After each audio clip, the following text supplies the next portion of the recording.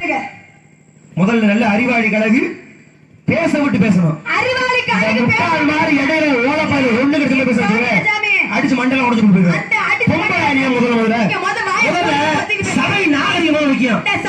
உனக்கு இல்ல கூட்டத்துக்கு சுத்தமான நாகரிகம் தெரியுமா? முதல்ல இருங்க. அப்படி என்ன பேசுறீங்க? இப்படி என்னத்தை பேசுறீங்க? தவத்துக்கு ஒருவர் நீங்க. சரி, உண்மைதான். தவம் பண்ணணும்னா ஒரு ஆளு தான் தேவை. தவளுக்கு இருவர். அப்ப பேசணும்னா இருவர் தேவை. அறிவு இருக்கா இல்ல அறிவை அபச்சு திண்டு வந்திருக்கீங்களா? நீ என்ன பொறுச்சு வந்திருக்கியா? நான் ஏதாவது உள்ள போனே உங்களை பத்தி ஏதாவது சொல்லிட்டு போனா நான் வரதுக்கு முன்னாடியே கேள்வி கேட்டேன்னா அப்ப என்னை பார்த்தா உங்களுக்கு என்ன பயம் வந்துருச்சா? ஐயே மதுரைக்காரி வந்துட்டாலே அப்படின்னு என்னை சந்திக்கிறதுக்கு முன்னாடியே ஒரு கேள்வி தீவனால தொடுத்து வந்திருக்கீங்களே, அப்ப அறிவு இருக்கா இல்ல அறிவு அவத்து தட்டு வந்திருக்கீங்களா? நான் கேட்கிறேன் உங்களைய. என்னை சந்திச்சதுக்கு அப்புறம் இதுக்கு என்ன விளக்கம், இதுக்கு என்ன விளக்கம் அப்படின்னு பேசிருந்தீங்கன்னா ஜெயமாதவே நல்ல பேசக்கூடியவரு, பரவாயில்ல, நான் ஏத்துக்குவேன். என்னைய சந்திக்காததுக்கு முன்னையே கேள்வி வினாவை தொடுத்து வந்திருக்கீங்கன்னா அப்ப என்ன பயமா என்னை பார்த்தா இல்ல பயத்தோட வந்திருக்கீங்களா? அதனாலதான் கேட்டேன். அறிவு இருக்கா இல்ல அறிவு இல்லையா இல்ல அறிவை கலட்டி வீட்டுல வச்சுட்டு வந்திருக்கீங்களா? இததான் நான் கேக்குறேன். பேசி முடிச்சியா? ஏன் பேச முடியல? என்ன பண்ணுவியா? கேக்குறேன். ஏன்னா இடையில பேசுறது 10 நாள் அடிச்சுக்கிற மாதிரி இருக்கும். முதல்ல நம்ம என்ன பேசும்போது அவங்களுக்கு புரியணும். முதல்ல உன்னிடத்திலே உன்னை பற்றி ஒரு சில உனக்கு ஏன் பொறுமை இல்லாம இருக்கீங்க? இந்த பொறுமை எங்க இருக்கு? நீ பேசுன அமைதியா நின்று. அறிவாளி பேச விட்டு பேசுவேன். முட்டாள் தான் இடையில பேசி கதையை குழப்புவேன். முட்டாள்னு நீ பேசினதுக்கு அப்புறம் தெரிஞ்சா கூட பிரச்சனை இல்ல, அதுக்கு முன்னாடியே நீ காட்டிக்கிட்டு பாப்போம். நின்னுங்க. முதல்ல பதறீங்க. ஏன் பதற? அதுக்கு பதறேன். அண்ணா பேய பிசாசு அவங்கள பார்த்து பதறதுக்கு. இரு கத்தாத. முதல்ல விஷயங்களை தெளிவா சொல்லணும். முதல்ல நீங்க வாய் கொண்டது வசனம்னு எந்த பேச கூடாது, சரியா? நீங்க பயந்தனாலதான் என்னை சந்திக்காததுக்கு முன்பாகவே ஒரு கேள்வி வினாவை தொடுத்திருக்கீங்க. நல்ல சரியான உண்மையான வேடுவர், அதாவது உண்மையான இங்க நாரத மகரிஷியா இருந்தா இந்த இடத்துல என்னைய சந்திக்கும் போது என்னைய சந்திச்சதுக்கு அப்புறம் நீங்க கேள்வி கேட்டிருந்தீங்கன்னா பரவாயில்ல, அறிவுக்குள்ள தரமா அப்படின்னு சொல்லலாம். என்னைய சந்திக்காத முடியும் நீங்க கேட்டீங்கன்னா அப்ப எனக்கு பயமா உங்களுக்கு பயமா? ஒரு அறிவாளிக்கு முட்டாளுக்கு என்ன தெரியுமா வித்தியாசம்? ஒரு முட்டாள் எப்ப நம்ம முட்டாள் நடக்கணும் வருத்தப்பட்டாலும் அவன் அறிவாளியா மாறிடுவான். ஒரு அறிவாளி நம்மளை விட அறிவாளி இல்லைன்னு எப்ப திமுற நினைக்கிறானோ அப்ப அவன் முட்டாள போயிடுவான். அது கதைய குழப்பாதன்னு உன்னை சொல்லிட்டேன். பேசும்போது என்ன பேசுறேன்? அறிவாளி சோத்த தானே நீங்க நீ எல்லாம் வேற அள்ளி திண்டு வந்தீங்க. அது இந்த கொலை கூட்டம் தானே. நீ புத்தி முதல்ல மாறுமா? புத்தி எப்படிமா அப்படித்தான் இருக்கும். கூட்டத்துக்கு சுட்டு போட்டாலும் மேடை நாகரிகம் புத்தி வராது உனக்கெல்லாம். முடிஞ்சா அறிவு இருக்கான்னு கேக்குறேன். யார பத்தி கொலை கூட்டம்ங்கறீங்க? என்ன கூட்டம்?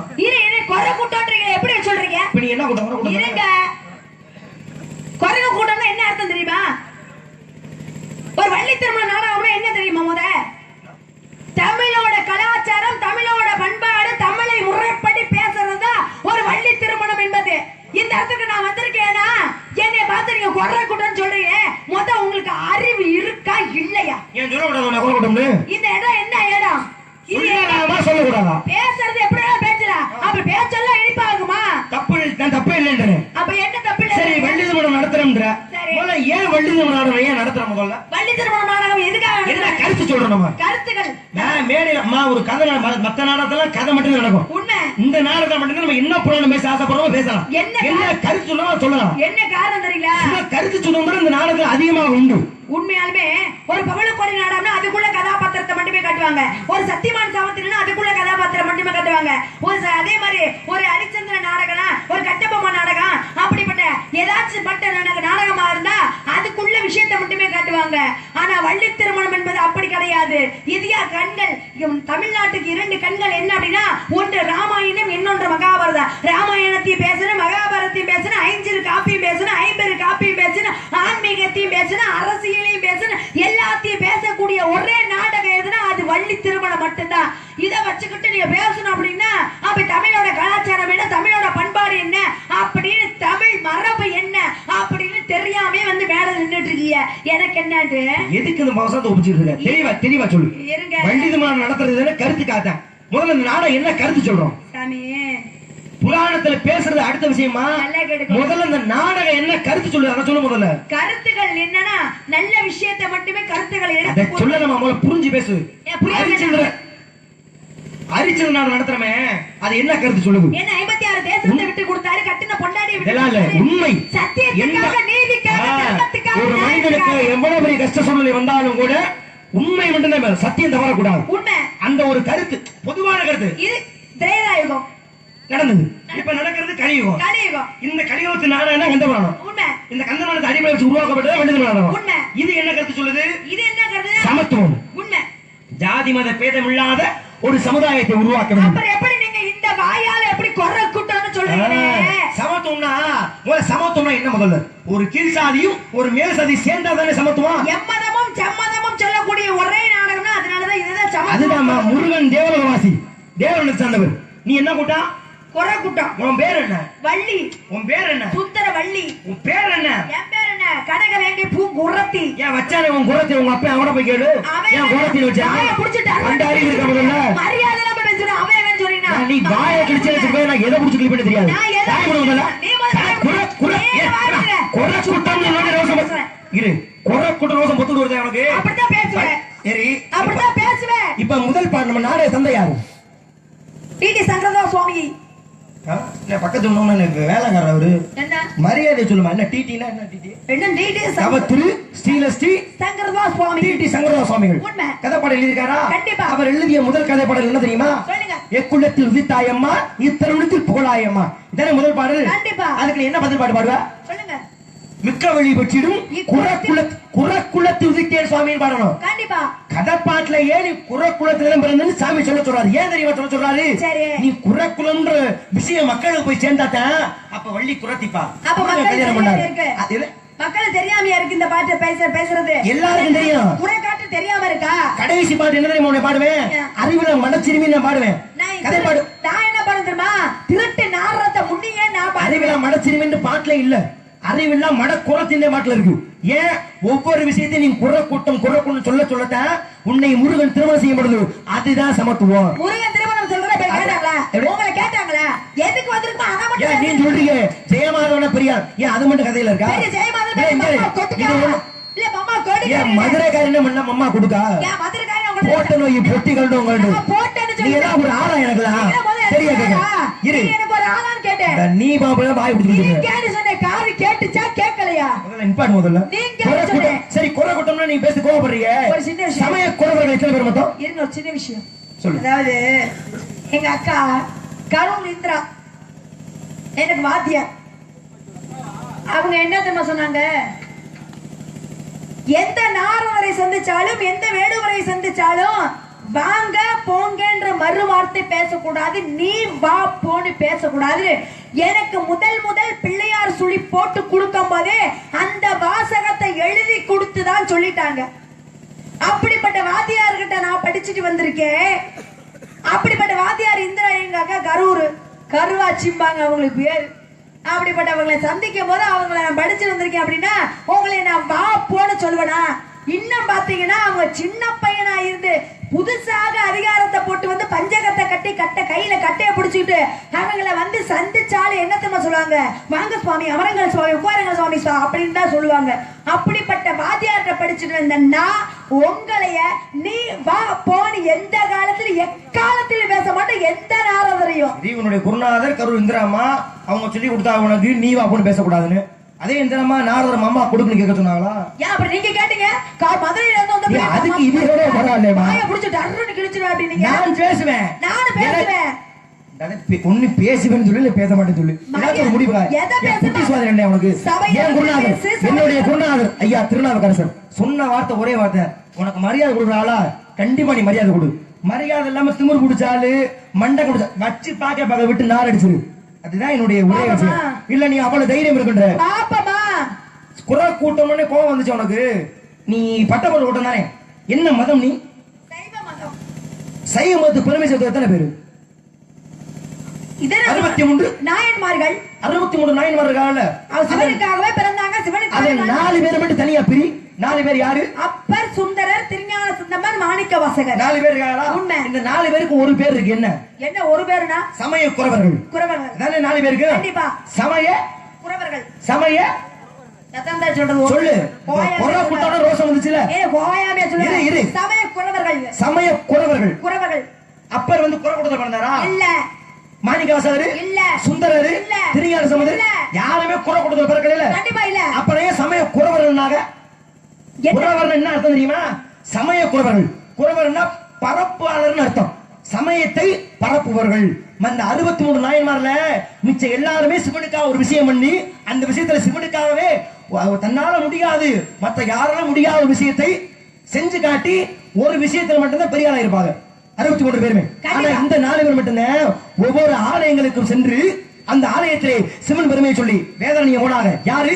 திருஞான சம்பந்தரும் திருநாவுக்கரசரும் திறவாத கதவையும் பாடியே திறக்க வச்சாங்க. மத்த யாரும் பண்ணாங்களா? திருப்பத்தூருக்கு வந்தாங்க. 3 பேர்ல மாணிக்கவாசகர் வந்தாரு.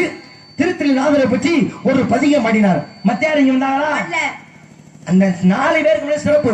அப்ப குறவர்னு என்ன அர்த்தம்? பரப்பளம் அர்த்தம். நீ முருகன் பெருமையை சொல்லதான் நீங்க வந்திருக்க.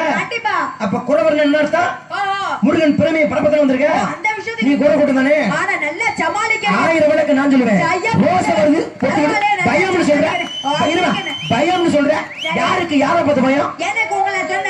நீ சொன்னீங்க மேடைக்கு இல்ல மேடைக்கு வர்றதுக்கு முன்னாடி என்ன பத்தி கேக்குறீல இந்த வாய் சொல்லுச்சு மம்மா கொடுத்தாரு உள்ள பேசுறது மரியாதை. மேடைக்கு வந்துட்டா வள்ளினாரர் உள்ள போனா என்னை விட அனுபவசாலி வயது மூத்தவங்க மரியாதை. அப்படி கிடையாது.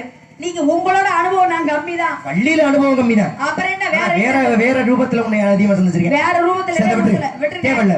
வயதுல மூத்தவங்க மரியாதை அக்கானா அது வேற விஷயம். அதை வச்சுக்கிட்டு இந்த மம்மா அவர் என்ன பெரிய பால்வாடி பக்கி இந்த மாதிரி தானே சொல்லுச்சு. ஆமா என்ன பால்வாடி பக்கி உனக்கு மேடைக்கு வந்தேன். இப்ப வேணா பேசி நீ மிச்சம் கட்டு போ. அப்ப யாரு பால்வாடி பக்கி என்ன பார்த்தா பயம் அங்க வருங்க. கேட்ட ஒரு கேள்வி பதில் சொல்ல பக்குல சின்ன விஷயம் சொல்லிட்டு என்ன கேள்வி கேட்டீங்க? நான் வர்றதுக்கு முன்னாடி பேசணும்னு சொல்லி யோசப்பட்டேல. அதே வர்றதுக்கு கூட 2 கேள்வி கேட்டேன். அது பதில் சொல்லுங்க. ஜெயமாதவன்னா நான் சொல்லிக்கிறேன். யாருமே உண்மையாலுமே சொல்றேன். நான் பொய்யாலும் சொல்ல கிடையாது. எத்தனையோ பேர் ஜெயமாதவனோட நாடகம் வேண்டாம் காலண்டர் எடுத்து பின்னாடி திரும்பி பார்த்தா ஏதோ ஒரு நாடகத்தை பேசி கொடுத்தோம்னா ஜெயமாதவன் நாடகம் வேண்டாம் ஜெயமாதவன் நாடகம் வேண்டாம் எழுதி ஓட்ட சரித்திரம் தான் அதிகமா இருக்கு. என்ன சந்திக்கிறதுக்கு முன்னாடியே உங்களை எழுதி ஓட்டுறாங்க. என்ன கால கரகமா தெரியல. அது என்ன நீங்க பண்ண வேலையா இல்ல அவங்க பண்ற வேலையா என்னன்னே தெரியல. ஆனா எதையும் சமாளிக்கணும்னு உங்களைய நான் சமாளிக்க வந்திருக்கேன்னா இது கூட தெரியாம மதுரை கரூர்ல பிறந்து மதுரையில வாழ்ந்து இங்க வந்து உங்களை சந்திக்கிறேன்னா இந்த சந்திக்கிறதுக்கு உங்களை சமாளிக்க முடியாம நான் இந்த இடத்தை விட்டு போவேனா? சமாளிக்க தெரியாதவன் சபைக்கு வரக்கூடாது. ஏன்னா நாடகத்தை ரசிக்கக்கூடிய பகுதி எது அப்படின்னா நம்ம இங்க திருப்பத்தூர் பகுதிக்கு இந்த பக்கம் தான் அறந்தாங்கில இருந்து கட்டுமாவடியில மணமேல்குடியில இருந்து இங்கதான் பாட்டையும் பேச்சையும் ஆட்டத்தையும் ரசிக்கக்கூடிய பகுதி. இந்த பகுதி ஒரு பகுதியை சேர்த்துக்கலாம். இன்னொரு பகுதி என்ன தெரியுங்களா? நத்த பகுதியை சேர்த்தலாம். இன்னொரு பகுதி என்னன்னா திண்டுக்கல் பகுதியை சேர்த்தலாம். இந்த 3 பகுதி தான் தமிழ்நாட்டுக்குள்ளே உண்மையாலுமே நாடகத்தையே ரசிக்கக்கூடிய பகுதி. மற்றதெல்லாம் ஆட்டத்தை பாட்டத்தை பேச்சு ரசிக்கக்கூடிய பகுதி. இதனால என்ன தப்பு இல்ல. நான் உண்மையை ரசிக்கிற பகுதி இது. அப்படி ரசிக்காத பகுதி எதுன்னு சொன்னீங்கன்னா நல்லா இருக்கும். எனக்கு வீடியோ எடுத்துக்கிட்டு இருக்கா எல்லா ஊருக்காரும் பாப்பாங்க. அப்படி நான் சொல்ல முடியாது இல்லையா? அதனால என்ன வேண்டாம்னு சொல்றதுக்கா சும்மா நிப்பாடுங்க சாமி. நான் சொல்றதுதான் சொல்லுவேன் எல்லாத்தையும் சொல்ல மாட்டேன். என்ன கேட்டீங்க அப்படின்னா சொல்லுங்க நடிக்க மாட்டேன்னு சில பேர் சொல்றாங்கன்னா நான் அப்ப நடிக்க மாட்டேன்னு சொல்றேன்னா என்ன பொறுத்த விஷயம் என்ன விவரமான ஆளா பெரிய ஆளா எல்லாரும் நடிங்க. சும்மா 5000 6000 சம்பளம் வேணும். ஆனா 50 வருடம் நடிக்க மாட்டேன். எழுதி போடுறது என்ன பெரிய ஆளு திறமையாளா சந்திச்சு மோதி பாரு. அதுதான் எனக்கு பிடிச்ச விஷயம். அப்படி நடிக்க மாட்டேன்னு எழுதி போட்டால் நிறைய பேர் உண்டு. சரி அதை விட்டுருங்க. ஆனா என்னதான் பரவாயில்ல. ஆனா இது வரைக்கும் நான் கேள்விப்பட்ட வரைக்கும் நீ இது வரைக்கும் யாரோட நடிக்க மாட்டேன்னு சொன்னதா கேள்விப்படல. அந்த தைரியத்துக்கு முதல்ல பாராட்டணும். அதுக்கு பாராட்டுகள் உண்டு. ஆனா தைரியம் மட்டும் இருந்தா பத்தாது. நீ பாருங்க நீ வேணும். நான் பிறந்த ஊர் என்ன ஊர் தெரியுமா? டேய் நீ என்ன ஊர்ரா? இந்தாடா நீ எங்க இருந்துடா வந்திருக்க அப்படின்னு கேட்டார். நான் கரூருடா கரூரார் சித்தரடா அப்படின்னு கரூரில பிறந்து மதுரையிலே வாழ்ந்து கொண்டிருக்க மதுரைக்காரிடா அப்படின்னு நான் சொல்லிக்கிறேன். தேவையில்லாத வசனம் நான் ஜாட பேசாம நீ தாங்க மாட்டேன். ஐயா நான் விவரம் பேசணும்ன்றத நீ எந்த ஊருட நொந்த ஊருட திருப்பி நான் வாடி போடி நான் பேசறேனா இருங்க. அது சந்திப்பா கேட்டனா நீங்க என்ன கேட்டீங்க? மதுரை மீனாட்சி ஜாட பேசாம கதையை பேச கத்துக்க. மதுரை மீனாட்சியோட கோவிலை கட்டியது யார்? சித்தர்கள்ல எந்த சித்தர் கட்டினாரு? கரூர் சித்தாரன். கரூரை பத்தி சொன்னீங்க. கரூர் சித்தர் இருந்து என்ன கோயில் கட்டினாரு? அவர் கட்டினாரு வேற தில்லை நடராஜர் கோயில். நடராஜ பெருமாள். ஆமா, பூமியோட மையப்புள்ளி இதுதான் கண்டுபிடிச்சு சரியா இங்க கட்ட சொன்னது யாரு? கரூர் சித்தர் தான். உண்மை. அவர் கரூர்ல அப்புறம் தான் கரூர்காரன்னு சொல்றோம். அவர் பேரு அதை விடு. மதுரை மீனாட்சி அம்மன் பத்தி பேசுறீங்க. சரி, அது நீ எங்க தானே வர்ற? அத இருங்க. இப்ப மதுரை மீனாட்சி அம்மன் கோவிலை கட்டியது யார் அப்படின்னா, இப்ப உலக நீதியா நாட்டை ஆண்டது யாரா? பாண்டிய மன்னன் சொல்லுவாங்க. ஆனா கட்டியது பாண்டிய மன்னன் இல்ல, குலசேகர பாண்டியன். அவர்தான் முதல் அவர் பாண்டிய மன்னன் தானமா? இல்ல, நீங்க சொன்ன பாண்டிய மன்னனாகப்பட்டவர் கட்டினார் அப்படின்னு சொன்னீங்க இல்லையா? பாண்டிய வம்சாவளியில பிறக்கிற எல்லாருமே பாண்டியன் தான் வரும். அப்படித்தான் வரும். இவன் பேர் என்ன? குலசேகர பாண்டியன். இவனுக்கு இன்னொரு சிறப்பு தெரியுமா? சொல்லுங்க. பொற்கை பாண்டியன் சொல்றமே, பொற்கை பாண்டியோட இயற்பெயர் என்னன்னா குலசேகர பாண்டியன் தான். ஏன்னா வெட்டுப்பட்ட கையிலே பொன்னால் செய்யப்பட்ட கையை பொருத்தியதாலே பொற்கை பாண்டியன் சொன்னோம். ஆனா அவன் உண்மையான பேர் என்ன? குலசேகர பாண்டியன். ஏன்னா சித்தர் சொன்னீங்களே, சுந்தரநாதர் சித்தர். ஏன்னா சித்தர்கள் எத்தனை வகை சித்தர்கள் இருந்தாலும் அவர் கட்டியது எந்த கோவில் அப்படின்னா சுந்தரநாதர் சித்தராகப்பட்டது கட்டிய கோவில் அதுதான் மதுரை மீனாட்சி கோவில். இதான் நீங்க என்னை சந்திக்க முன்னாடி 2 கேள்வி கேட்டீங்க. ஒரு மன்னனோ ஒரு சித்தரோ குலசேகர பாண்டியனோ என்ன நாதர் சித்தராகப்பட்ட அந்த சித்தராகப்பட்டவரும் கட்டிய கோவில். ஒரு விஷயம் யோசிச்சுக்கணும். ஏன்னா அந்த நெட் யூஸ் பண்ற வள்ளிகள்ட்ட எல்லாம் சந்திக்கிற மாதிரி கேள்வி கேட்க கூடாது. அது ஒரு பக்கம் இருக்கட்டும். பரவாயில்ல, நீங்க விவரமா பேசுறீங்க, கண்டிப்பா படிச்சுதான் பேசுறீங்க நினைக்கிறேன் நானு. அப்ப மதுரை மீனாட்சி ஆலயத்தை படிக்காம வந்திருக்காங்க. ஆலயத்தை கட்டியது குலசேகர பாண்டியன் என்று சொல்லக்கூடிய பாண்டிய மன்னன். ஏன்னா இந்த சிற்ப சிலைகள் எத்தனை தெரியுங்களா இருக்கு? எல்லா கோவில்லையுமே சிற்ப சிலைகளாகப்பட்டது என்ன முடியாது. ஆனா மதுரை மீனாட்சி அம்மன் கோவில்ல சிற்ப சிலைகளாக ஏன்னா யூடியூப்ல ஓடிட்டு இருக்கு, பொய்ய பேசக்கூடாது, உண்மையை சொல்லணும். நான் ஏன்னா ஒவ்வொரு ஊர்ல கூட வீடியோ எடுக்கும் போது நான் எதையும் ஏதாச்சும் சொல்லிட்டு பேசிட்டு போயிடல வேக வேகமா. ஆனா இதெல்லாம் இவங்க எடுத்தாங்கன்னா உடனே போட்டுட்டுவாங்க. ஒவ்வொன்னு பக்கமும் அது என்ன வீடியோ எடுத்தா மட்டும் உண்மையை பேசுறது எடுக்க கூடாது. நான் பொய்யன்னு சொல்லல, வேக வேகமா பேசுவோம், எதை பேசுறோம்னு தெரியாம பேசுவோம். ஆனா இப்ப பேசணும், நிதானத்தோட பேசணும். அதுதான் மதுரை மீனாட்சி அம்மன் கோவில்ல 1,33,330 சிற்ப சிலைகளில் பதிக்கப்பட்ட ஒரே ஆலயம் மதுரை மீனாட்சி ஆலயம். எத்தனை கோபுரங்கள்? 9 கோபுரங்கள். அதில் 2 கோபுரம் தங்க கோபுரம், 2 கோபுரம் ஒட்டை கோபுரம். இப்படிப்பட்ட கோபுரங்கள் இருக்கு. அங்க மீனாட்சி அம்மன் கோவிலை சிறப்பு சொல்லணும்னா நிறைய சொல்லலாம். ஆனா நீங்க எதுக்கு வந்திருக்கீங்க அப்படி தெரிஞ்சுக்கலாமா? மீனாட்சி அம்மன் அருமையா சொல்றேன். இன்னொரு விஷயம் இருக்கு தெரியுமா? அதுல மீனாட்சி அம்மன் ஆலயம் மிக சிறந்த ஆலயம் தான். கட்டப்பட்டது 11ஆம் நூற்றாண்டுல கட்டியாச்சு. அந்த ஆலயத்தோட சிறப்பு வடநாடு வரைக்கும் போயிருச்சு. அங்கிருந்து ஒருத்தன் படையெடுத்து வர்றான். வந்தவன் என்ன பண்றான்? மீனாட்சி அம்மன் கோயில அழிக்க முற்படுறான். உள்ள வந்து பாக்குறான். ஆலயத்துடைய அமைப்பை பார்த்த உடனேயே அவனுக்கு அழிக்கிறதுக்கு மனசு வரவே இல்லை. என்ன பண்ணிட்டான்? அழிக்க நினைக்காம இந்த ஆலயம் அப்படியே இருக்கட்டும், உள்ள இருக்க சிலையை மட்டும் உடைச்சு விடுவோம் அப்படின்னு அடுத்த நாள் வந்து உடைப்பாங்க. உள்ள போயிடான். வந்து பார்த்தார்கள் அந்தனர்கள், அவன் சிலையை உடைச்சு விட்டான்னா பெருமையில போயிடும் மீனாட்சி பெருமைன்னு சொல்லி அந்த கருவறையிலே பாத்துங்க.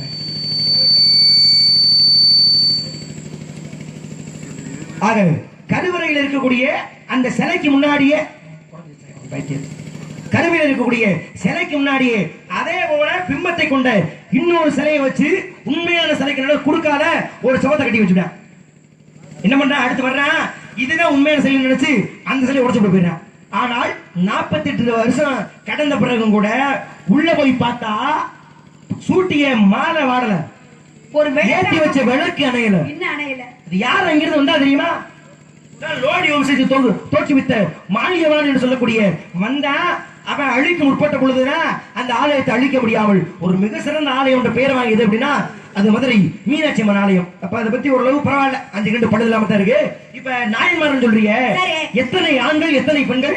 எத்தனை ஆண்கள் எத்தனை பெண்கள் அப்படின்னா எதை சொல்றது? 60 ஆண்கள் 3 பெண்கள் தான். காரைக்கால் அம்மையார், மங்கையர் கரசியார், புனிதவதியார் அப்படின்னு சொன்னா நீங்க மண்டை ஆட்டக்கூடாது. ஏன்னா காரைக்கால் அம்மையாருடைய உண்மையான பேர் புனிதவதியார். இசைஞானியார் என்று சொல்லக்கூடிய மூவரும் தான் யாருன்னா அந்த இடத்துல இருக்கக்கூடிய 63 நாயன்மார்கள், 3 பேர் மட்டும் பெண்கள், மீதி எல்லாம் ஆண்கள். இந்த 3 பேருக்கு தனித்தனி சிறப்பு இருக்கு. ஏன்னா இசைஞானியார் சொல்றமே, இசைஞானிய பிள்ளை யாருன்னா அவர் தான் சுந்தரன். ஏன்னா சுந்தரருக்கு அப்பாவும் நாயன்மார், அம்மாவும் நாயன்மார், எடுத்து வளர்த்தவர் நாயன்மார், உச்ச தோழன் நாயன்மார். இத்தனை சிறப்புகள் யாருக்குன்னா அது சுந்தரனுக்கு தான். ஏன்னா அதனால சிவனுக்காகவே பிறந்த சிவனுக்காக இறந்தாங்க. ஏன்னா அந்த காலத்துல ஒரு பெண்ணாகப்பட்டவள் தன்னோட முண்டாங்கியாகப்பட்டவள் விலகி கிடந்தாவே எடுத்து சொர்க்கக்கூடிய காலம். ஆனா அந்த அம்மா என்ன பண்ணாங்க, வேதவதியாக புனிதவதியாக இருந்த பெண்ணு காரைக்கால்ல பிறந்தாங்க. அந்த அம்மா என்ன பண்றாங்க, தன்னோட சிவனை பார்க்கணுமேனு காரைக்காராகப்பட்ட திருவள்ளங்காட்டுக்கு போறாங்க. போகும்போது பார்த்தானே ஹலோ போகும்போது பாத்தீங்கன்னா பார்க்கும் போது அந்த அம்மாவுக்கு குட்டி குட்டி சிவலிங்கமா தெரிஞ்சா கண்ணுக்கெல்லாம். பாக்குற இடமெல்லாம் சிவலிங்கமா தெரிஞ்சுட்டா. என்னடா பாக்குற இடமெல்லாம் சிவலிங்கமா தெரியுதே, இங்கே போகணும்னா அப்ப சிவனை பார்க்கணுமே, கைலாயகம் போகணுமே, என்ன பண்றதுன்னு தெரியாது. அப்ப அந்த அம்மா என்ன பண்றாங்க, கைகளை 2 கீழே வைத்து கால்களை 2 மேல வைத்து தலைகீழாக நடந்து சென்று சிவனை போய் பார்த்தாங்களா. சிவனாக அம்மான்னு சொன்ன அழைத்தது யாருன்னா காளைக்கார் அம்மையாரே. அம்மையாரே அப்படி காளைக்கார் பிறந்தாரால காளைக்கார் அம்மையாரே என்று அழைத்தார் சிவபெருமான். பெண்ணுக்கான சிறப்பு. ஆனா சமயபுரம் 4 பேர்ல சுந்தரர் இருக்காரு. சுந்தரருடைய முற்பிறப்பு என்ன தெரியுமா? ஏன்னா அவர் தான் சிவபெருமான் ஆலகால விஷத்தை சாப்பிடும் பொழுது அந்த ஆலகால விஷம் சிவனுக்கு கொண்டு போய் கொடுத்தவர் யாருன்னா ஆலகால சுந்தரர் தான். ஆனா அவரே தேவலோகத்துல கமலினி அனிந்தையார் என்ற 2 பெண்கள் மீது ஆசைப்பட்டதுனால, எப்ப நீ பெண் மீது ஆசைப்பட்டியோ நீ பூலோகத்திலே சாதாரண மனிதனாக பிறந்து இல்லற சுகத்தை அனுபவிச்சு அதன் பிறகு என்னை நாடிவா அப்படி சொன்னதுனாலதான் பூலோகத்திலே பிறந்தார். திருவாரூரிலே சுந்தரராக. மாணிக்கவாசகர் சொல்றமே, அவர் முற்பிறவில யாரா தெரியுமா? அவர் பிறப்பதற்கும் ராமாயணத்துக்கும் ஒரு சம்பந்தம். ஏன்னா ராவணன் முண்டாட்டி யாரு? ராவணன் முண்டாட்டி சீதை. சிவனை நோக்கி தவம் இருந்தார். கண்டிப்பா ராவணன் முண்டாட்டி சீதை. ராவணன் முண்டாட்டி ராமன் முண்டாட்டி கேக்குறீங்க. ராமன் முண்டாட்டி சீதை, ராவணன் முண்டாட்டி மண்டோதரி. ஏன்னா சில பேர் என்ன சொல்ல ஈடு போடுவாங்க. நான் அப்படி ஈடு போடுற ஆள் கிடையாது. ராவணமணி மண்டோதரி. ஆமா போறது வேற யாரோ வருவாங்க, அவங்கள கேட்டுக்கோங்க. மண்டோதரி ராவணனை போலவே சிறந்த சிவபக்தி. என்ன பண்ணாவ, சிவனை நோக்கி தவம் இருக்கிறார். என்ன வேண்டி தவம் இருக்கிறான்னா, சிவன் அவள் கைகளிலே பிள்ளையா இருக்கணும் அப்படின்னு தவம் இருக்கிறார். சிவன் ஒன்றை காட்சி கொடுத்து சொல்றாரு, ஏமா உன் கையிலே நான் பிள்ளையாக தவழ்கிறேன். எப்ப அவன் புருஷன் ராவண என் கைப்படுதோ அப்ப நான் மறைஞ்சிருவேன் அப்படின்னு சொல்லிவிட்டு வரத்து கொடுக்குறாரு. ஆனா இது இந்த விஷயம் நடக்கும்போது என்ன நடக்குதுன்னா, உத்தரகோச மங்கை, ராமநாதபுரம் மாவட்டத்தில் உத்தரகோச மங்கைன்னு ஒரு ஆலயம் இருக்கு. அந்த ஆலயத்திலே உள்ள அந்த தாமரை குளத்திலே சிவன் காட்சி கொடுத்திருக்காரு. சப்தரிஷிகளுக்கும் சப்தரிஷி காட்சி கொடுத்து என்ன சொல்றாரு, என்னுடைய ஆகமங்களை நீங்க பத்திரமா பாதுகாத்து வச்சிருங்க காட்சி கொடுத்துட்டு இருக்காரு. இந்த நேரம் பார்த்து அங்க இடத்துல இவ கேட்கிறாள் இல்லையா, பிள்ளையா தமிழன்னு சொல்றாரு. ஆகமங்களை இந்த இடத்துல நீங்க காத்து கொண்டிருங்கன்னு சொல்லி அங்க காட்சி கொடுக்க போறாரு. குழந்தையா மாறிட்டாரு. அந்த மண்டோதரி கையில வச்சு கொஞ்சிக்கிட்டு இருக்கா. ராவணன் அந்த வழியா வர்றான், விஷயத்தை கழியப்படுறான். என் பகவான் சிவனா குழந்தையா இருப்பதுன்னு தொட்டானா இல்லையா, மறைய இங்க ஆகமும் வந்து உருவாயிருச்சு. அப்பதான் சப்தரிஷிகள்ல 6 பேரு அந்த குளத்துல குதிச்சிடுறாங்க. ஆனா ஒருத்தர் மட்டும் இல்லை, இந்த ஆகமங்களை நான் காப்பாத்தியே தீர்வேன் சொல்லி அவர் மட்டும் உள்ள குதிக்காம பாதுகாத்துதான். அந்த ஒருத்தர் தான் அடுத்த பிறவியிலே திருவாத ஊரிலே மாணிக்க வாசகராக பிறந்தார். அவர் அதனாலதான் 63 நாயன்மார்ல சுந்தரர் இருக்காரு, அப்பரும் இருக்காரு, திருஞாசம்பந்தர் இருக்காரு. ஆனா மாணிக்க வாசகர் மட்டும் இல்ல. அதுக்கு காரணம் என்ன அப்படின்னா, சப்தரிஷிகள் ஆரம்பத்தில் சப்தரிஷிகள் ஒருத்தர் இருந்தவர். அதனாலதான் அவர் மட்டும் 61 நாயன்மார்களே ஒருவராக இல்லை என்பது மாணிக்க வாசகருடைய மிகப்பெரிய ஒரு சிறப்பு. அருமையான சிறப்புகளை பத்தி விஷயங்களை பேசுறீங்க, இவ்வளவு கருத்துக்களை பேசுற நீங்க ஏன் இப்படி தேவையில்லாதெல்லாம் பேசுறீங்க? சண்டை தேவையா உங்களுக்கு? என்ன கருத்துகள் அப்படின்னா, உனக்கு என்ன தெரியும், எனக்கு என்ன தெரியும், நீ பெரிய ஆளா நான் பெரிய ஆளா அப்படின்னு பேசி நீ வர்றால நீ அறிவு இருக்கான்னு கேப்ப. ஆமாமா நாங்க அமைதியா இருக்கணும் இருங்க சாமி. அப்படி சில பேர் இருப்பாங்க. ஆனா நம்மளே வந்துட்டோம்னா சில விஷயங்களையும் சில கருத்துக்களையும் எடுத்து மக்களுக்கு சொல்லணும். அப்படின்னா நிறைய விஷயங்களை கருத்துக்களை எடுத்து சொல்லணும். சரி, 63 நாயன்மாரை பத்தி கேட்டா சொல்லுவியா? ஏன் கேட்டு சொல்ல மாட்டாங்களா? கேட்டா சொல்லுவேன்னா ஒரு வார்த்தை சொல்லுவியா அப்படின்னு கேட்டா மண்ட கடத்துதான் ஒண்ணு சும்மா வருது. என்ன மண்ட கடை? அப்படிதான் பேசுவேன். என்ன பண்ணுவியா? 63 நாயன்மாரை குறிக்கக்கூடிய நூலுக்கு என்ன பேரு? அது என்ன நூல் அப்படின்னா பெரிய புராணம். பெரிய புராணம் சேக்கிழார் எழுதப்பட்ட பெரிய புராணம். எழுதிய நூலின் பெயர் அதான் சொல்லலையா? சேக்கிழார் எழுதப்பட்ட பெரிய புராணம். தொண்டர் தொகை என்று சொல்லக்கூடிய பெரிய புராணம். யார் எழுதினா என்ன சொல்றீங்க? சேக்கிழார். சேக்கிழார் பேர் கிடையாது. அவர் பேர் என்ன? அருள்மொழி தேவன் என்பது அவருடைய உண்மையான பெயர். சேக்கிழார் அவருடைய பட்ட பெயர், குடும்பத்துடைய பட்ட பெயர். சேக்கிழாருடைய அப்பா பேர் என்ன தெரியுமா? சிவசங்கர சேக்கிழார். அவர் தம்பி பேர் என்ன தெரியுமா? பாலவராய சேக்கிழார். அப்ப குடும்பத்துடைய பட்ட பெயர் தான் சேக்கிழார். அவர் இயற்பெயர் என்ன? அருள்மொழி தேவன் என்பது. அவர் பிறந்தது வேளாளர் குடியில. வேளாளர் குடியில பிறந்தவர்களை அமைச்சரை ஏத்துக்க மாட்டாங்க அந்த காலத்துல. ஆனா இவர் மட்டும் ஏத்துக்கிட்டாங்க. ஏன் தெரியுமா? அனபாய சோழ மன்னனுக்கு சந்தேகம், உலகத்தை விட பெருசு என்ன, மலையை விட உயரமானது என்ன, கடலை விட ஆழமானது என்ன 3 சந்தேகங்கள். இந்த 3 சந்தேகத்துக்கு யார் விளக்கம் சொல்றாங்களோ அவன் தான் என் இடத்திலே தலைமை முதலமைச்சர். பாருங்க, ஒரு இடத்துல இங்க அமைச்சர் தலைமை அமைச்சரா இருக்கணும்னா எத்தனை விஷயம் வேணும்னு. அப்ப என்னாச்சு, இது இப்ப அந்த இடத்துல ஒரு அவையிலே சாதாரண கவிஞரா இருந்தார். யாரு? சேக்கிலருடைய அப்பா. சோகமா இருக்காரு, கேட்கிற பிள்ளை போய் கேட்கிறார், சின்ன பிள்ளை தான், ஏப்பா அப்படி அமைதியா இருக்கியே, என்ன சோகமா இருக்கல, என்ன காரணம் அப்படின்னு. அவன் சொன்னாரா, மன்னனுக்கு 3 சந்தேகப்பா. உலகத்தை விட பெருசு என்ன, மலையை விட உயரமானது என்ன, கடலை விட ஆழமானது என்ன, சந்தேகப்பா என்னால தீர்க்க முடியல. இவர் அப்ப சின்ன பிள்ளை, இவர் ரொம்ப சிரமப்படல, 3 திருக்குறளை எழுதி அனுப்பினாராம். காலத்தினால் செய்த உதவி சிறிதெனும் ஞானத்தின் மான பெரிது, உலகத்தோட பெருசு இதுதான். பயந்துப்பா செய்த நன்றி சிறிதெனும் நயன்தொக்கின் நன்மை கடலிலும் பெரிது, கடலை விட ஆழமானது இதுதான். நிலையில் தெரியாத அடங்கிய தோற்றம் மழையிலும் மான பெரிது, மழையோட பெருசு இதுதான். 3 கவியில மன்னன் ஏத்துக்கிற விளக்கத்தை சொன்னதுனாலதான் வெறும் 12 வயசுல சேக்கிலார் அனபாய சோழ மன்னனிடத்திலே அமைச்சராக சேர்ந்து பெரிய புராணத்தை எழுதினார். 63 நாயன்மாருடைய சிவன் ஒவ்வொன்றையும் கேட்டார்ல, கண்டிப்பா கேட்டது பெருமை அடைந்தார். உண்மை. நான் சொன்ன மாதிரி ஒரு கேள்வி கேட்கிறோம்னா கேள்விக்கு பதிலே சொல்லக்கூடாதுன்னு கேட்கிற கேள்வி ஒண்ணு இருக்கு, விவரம் படிச்சிருக்காங்கன்னு நினைச்சு கேட்கிற கேள்வி ஒண்ணு இருக்கு. இது சாதாரண கேள்வி, ஆனா சில பேருக்கு தெரியதில்லை. சொன்னி 5000 6000 என் சொன்னிய எழுதி போடுறாங்க. அன்னைக்கு ஒரு பிள்ளை வந்துச்சு, நடிக்க மாட்டேன்னு சொன்னது ஊருக்கார கட்டாயப்படுத்தி கூட்டி வந்துட்டாங்க. கேட்டேன், மூர்த்திகள் யாருமான்னு. ரொம்ப விவரமான பிள்ளை, ஒரே வார்த்தையில சொன்னுச்சு, சேரன் சோழன் பாண்டியன். 30 வேந்தருக்கும் மூர்த்திக்குமே வித்தியாசம் தெரியல. அதுகளெல்லாம் இங்க கொண்டாந்து வேறு நம்மளை போட்டு கொலையா கொள்வாங்க. அப்படி ஒரு கணக்கு இருக்கு. ஆனா நீங்க அப்படி இல்ல, விவரமா படிச்சிருக்கீங்க போல. சிவன் போய் ஒருத்தர் கேட்கிறார், கூந்தல் எடுத்து கொடுக்க சொல்லி கேட்டாரு, கொடுத்து பெருமை அடைஞ்சாங்க. பிள்ளையை கேட்டு கொடுத்தா அப்படியும் பெருமை. எத்தனை பேர் இருக்காங்க. ஆனால் சிவன் ஒரு இடத்துல போய் ஒருத்தர்கிட்ட உன் பொண்டாட்டியை கொடு அப்படின்னு கேட்க, இப்ப கேட்ட என்ன அருவா வச்சு வாயில வெட்டி விடுவாங்க இந்த காலகட்டத்துல. அப்ப கேட்ட அந்த நிலைமை. ஆனா அவன் ரொம்ப சிரமப்படாது, பொண்டாட்டி தானே வச்சுக்கங்க அப்படின்னு கொடுத்தான். அப்படி கொடுத்ததுனாலே அவன் 61 நாயன்மார்களே ஒருவனா இருக்கிறான். சாதாரண கேள்வியா தோணலாம், ஆனா பதில் சரியா வரணும். எனக்கு இது கூட தெரியாம வள்ளி வேஷம் போட்டு ஆட்டிட்டு வந்து நிக்க கூடாதுல. சிவபெருமானுக்கு தன் மனைவி விட்டு கொடுத்த நாயன்மார் யாரு சொல்லு. கேள்வி கேட்பதெல்லாம் பகுத்தறி விளைப்பதுக்கிட்டு இருக்காங்க. இந்த அறிவுத்திறமை விளைக்கணும் அப்படின்னா கேள்வின்னு ஒண்ணு கண்டிப்பா. சும்மா வைங்க, வந்தா மட்டும் வைங்க. ஏன்னா கேள்வின்னு ஒண்ணு கேட்டாதான் அறிவுத்திறமை வளர்க்க முடியும். ஒரு அறிவு யாருக்கு அப்படின்னா மரம் செடி கொடிகளுக்கு. 2 அறிவு யாருக்கு அப்படிங்கிற போது 3 அறிவு பரப்பன, 4 அறிவு 3 அறிவு யாரு? என்னமா நான் 2 அறிவு ஊர்வனன்றே அப்பவும் நீ போடுற. 2 அறிவு யாருக்கு பரப்பனன்னு சொல்ற. அது திருப்பி வருவோம்ல போறா, கேள்வி கேட்போம்ல திருப்பி. நீரில் வாழ்வன, நிலத்தில் வாழ்வன, ஆகாயத்தில் பரப்பன, நிலத்தில் நடப்பன, விலங்குகளுக்கு சேரும். சரி, 6 அறிவு மனிதர்களுக்கு சேரும். 7 அறிவு. அப்ப உங்களுக்கு எத்தனை அறிவு? முனிவர்களுக்கு சேரும். உங்களுக்கு எத்தனை அறிவு? 7 அறிவுங்க. 7 அறிவு. அப்ப எனக்கு எத்தனை அறிவு? ஒரு 2.25. 2.25வா? அப்ப 2.25 சந்தி. ஏன் அப்படி சொல்லமா? அப்ப நான் 2 அறிவுல சிலந்திக்கு, 5 அறிவு இதுக்கு விலங்கினத்துக்கு. 2 சிலந்தியும் யானை சேர்ந்தாலே திருவானைக்கா உருவாச்சு. 6 ஆணை சேர்ந்தாலே திருவாடனை உருவாச்சு. ஏன்னா 2 அறிவு உள்ள ஜீவராசி 7 அறிவு உள்ள முனிவரா மாறினாங்க. அப்ப 2 அறிவு ஒரு அறிவு தானே. 7 அறிவு முனிவரா மாறினாங்க. பெருமைப்படு உயர்த்தி சொல்றேன். நிப்பாட்டுங்க, பேசுறது பேசிவிட கோவம் போடாதீங்க. எதுக்கு கேக்குற? கேட்டா 17 ஒன்று சொல்லு. அப்படிதான் நான் பேசுவேன். நான் அப்படிதான் பேசுவேன். 17 சொல்லிட்டு பேசு. நல்ல அறிவாளி. சரி, 17 சொல்லிட்டு அப்புறம் என்ன வேணா நீ பேசு. அப்ப அறிவாளியா இல்லாம என்னை சத்திக்க வந்திருக்கீங்க. அறிவா இருக்க கேள்விக்கு கூட பதில் தெரியலன்னா அப்புறம் எதுக்கு உனக்கு 3000 ரூபாய் சம்பளம் கொடுத்து 3000 ரூபாய் சம்பளம் கொடுத்து உனக்கு அவ்வளவு கொடுப்போம். பிச்சு போடுறே காலையில ஒரே வெட்டி போடுவேன். நீ வைரம்பட்டியிலே அப்படி பண்ணிட்டு போனாங்க. இருக்கட்டும், சரி பரவாயில்ல. பண விஷயம் வேற, தொழில் வேற. சொல்லு, பதில் சொல்லு. என்ன காரணம் அப்படின்னா, சில பேர் ஒரு உண்மையான விஷயத்த சொல்றேன்.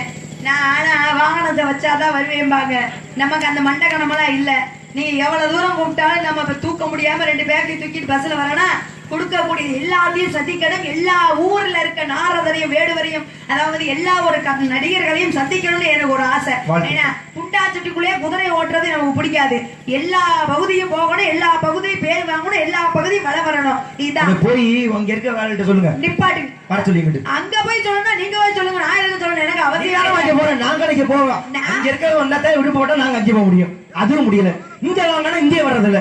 எப்படி நாங்க அங்கிட்டு போறோம்? நான் வரல, முதல்ல என்னைய சந்திங்க, அப்புறமே பாத்துக்கலாம். விடுங்க, சந்திச்சாச்சே. சரி நிப்பாட்டுங்க. பாத்தியா? அப்ப ஜெயமாதவனுக்கு தான் சப்போர்ட்டுக்கு அதிகமா இருக்கீங்க. உங்களை நம்பி நியாயம் எந்த பக்கம் அந்த பக்கம். மதுரையில இருந்து பாவ புள்ள தூக்க முடியாம 2 பைய தூக்கிட்டு மலையில வேற 1/2 மணி நேரம் நின்றுகிட்டு வந்தேன். கொஞ்சம் கூட மனசாட்சி இல்லாம அந்த பிள்ளைக்கு சப்போர்ட் பேசுறீங்களே. நீங்க விட நான் சொல்ல மாட்டேன். எனக்கு அந்த கத்தி தான் என்னண்ணே நியாயம் உங்களுக்கு. ஏடா இவனுக்கு எல்லாம் அறிவு இருக்கா? திரும்ப திரும்ப சொல்றேன், சாட பேசாம கதை சொல்ல கத்துக்கணும். சாமி இங்க வருங்க. மக்கள் தீர்ப்பே மகேசன் தீர்ப்பு. இவர் கேள்வி கேட்டார், நான் பதில சொல்லணும். பதில சொன்னா பதிலுக்கா அந்த பதிலில் உள்ள கதைகளை நான் சொல்லிதான் ஆகணும். சொல்லணும்ல. இதுல போய் வந்து சாத பேசுறதுக்கு ஒண்ணுமே இல்ல. ஊர் மக்கள் எல்லாம் பேசுறாங்க. ஏன்டா இவனுக்கு எல்லாம் அறிவு இருக்கா இல்லையாடா? ஓரளவு நீ விவரம் பேசுறேன்ற ஒரு பேர் இருக்கு. சரியா? விவரம் ஏன் இந்த கதையை பிடிச்சு சொல்ல முடியாதா உனக்கு? இல்ல இப்படி சொல்ல முடியாதா? சாமி அங்க இருந்து இங்க கூட்டு வந்திருக்காரு அப்படின்னா பாட்டு நாடகம் என்பது நடிப்பு. நடிச்சுக்கிட்டே பேசுறதுதான் ஒரு நாடகம் என்பது. சும்மா அங்க கையை வச்சுக்கிட்டு 1 1 2 2 அப்படின்னு சொல்லிட்டு இருந்தா நல்லா இருக்குமா? எப்படி வாயை திறந்து பேசுவியா? எனக்கு என்ன உட்காந்துருக்கிய பெட்டி அடிச்சு நொறுக்க போறேன் பாத்துக்கோ. கேட்டது போல் சொல்லுங்க, அப்புறம் நீ பேசிக்கலாம். என்ன காரணம் அப்படின்னா சிவன் பக்தனாகப்பட்டவர் சிவனுக்காக எல்லாத்தையும் கொடுப்பாரு. தானத்திலே சிறந்த தானம் அன்னதானம். அப்படி தானத்தில அன்னதானம் கொடுப்பாரு, இருக்கிற இடம் கொடுப்பாரு, உண்ண உணவு கொடுப்பாரு, உடுத்த உடை கொடுப்பாரு, எல்லாத்தையும் கொடுப்பாரு. அப்ப எல்லாமே பார்த்து ஊர் மக்கள் எல்லாம் பேசுறாங்க, என்னடா இந்த ஊர்ல சிவன் பக்தன் அவன் சிவன் மேல இவ்வளவு பைத்தியமா இருக்கானே, இவன கிறுக்கா இருக்கானே, இவன அரக்கு இருக்கனா, இவன முட்டாக்கு இருக்கனா. நல்ல மாட்டுக்கு ஒரு சூடு, எரும மாடுனா பல சூடு வாங்கினாலும் திருந்தாது. வாயை பொத்தி நீ நல்ல மாடுதான். கேள்வி கேட்ட பதில சொல்லணும்னா வாயை பொத்தி. எரும மாடு கரெக்டா சொல்றீங்க. பால் கறக்க போறீங்களா? எரும மாட்டுல வந்து சும்மா நிப்பாட்டு மையா. ரொம்ப எடுத்துட்டு வருவா. ஆமா அங்க சொம்பு இருந்தாலும் அப்படி இருக்காது. அப்படிலாம் ஊர் மக்கள் எல்லாம் சிவன் பக்தனை பார்த்து பேசுறாங்க. அப்ப என்ன பண்றாரு? சிவனாகப்பட்டவர் கைலாயகத்துல நின்று பாக்குறார்.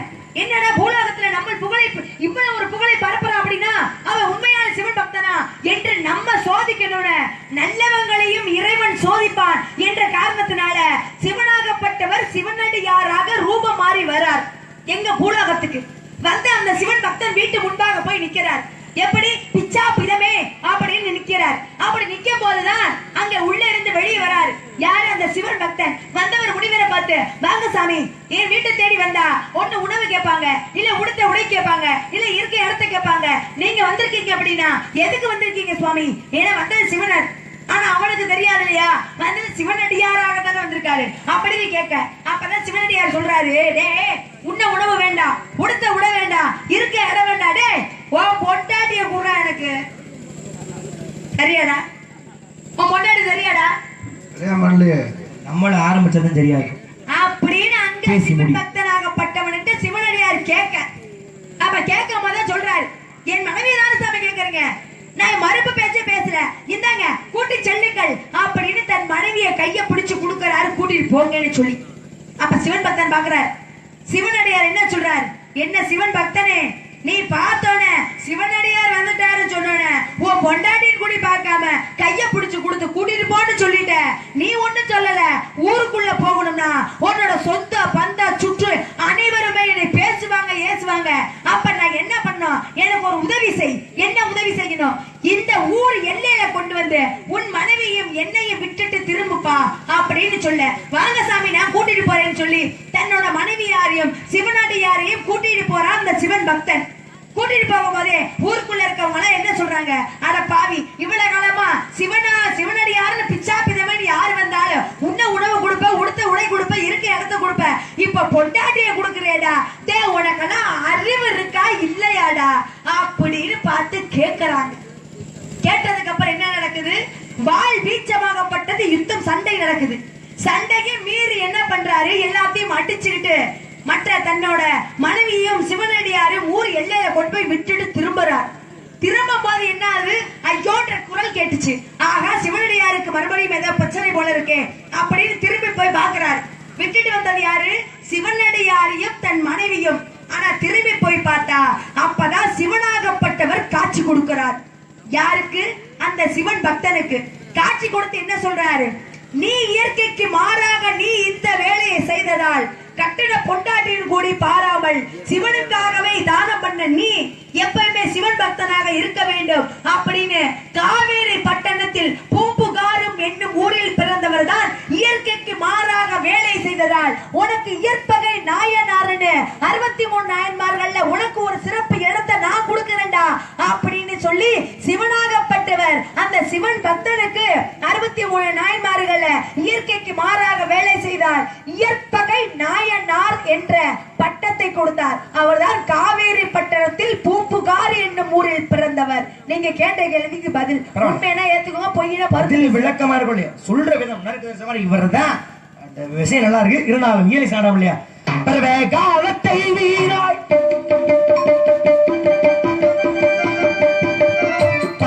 காலத்தை வீணாய் பாராட்டி விடலாமோ அம்மா அம்மா மதிய விதி தன்னை